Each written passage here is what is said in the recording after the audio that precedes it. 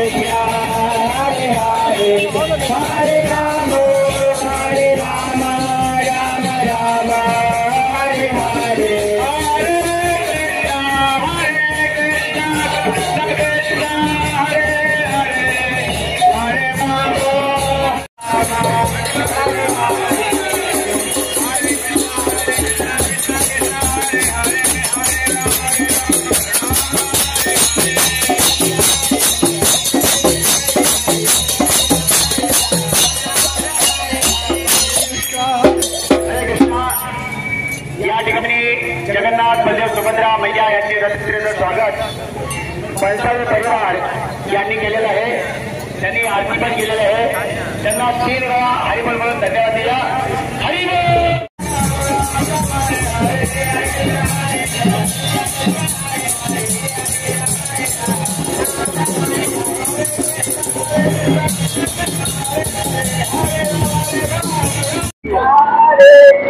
हरे कृष्णा.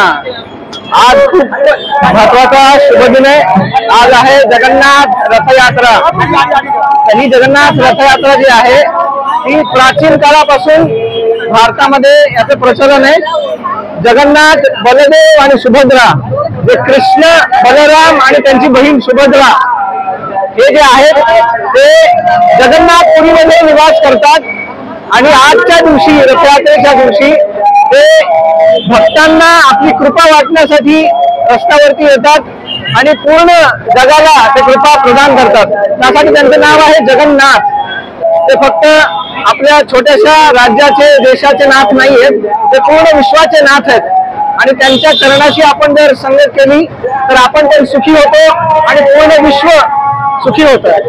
हरे कृष्णा. मानस काय आता इथून पुढे दरवर्षी आपण आता इथून दरवर्षी हा जो उत्सव आहे तो पूर्ण विश्वभर साजरा होतो.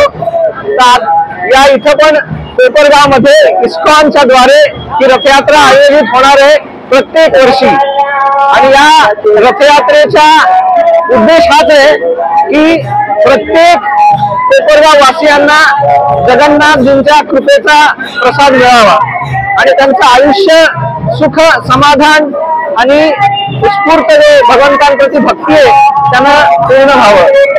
हरे कृष्ण.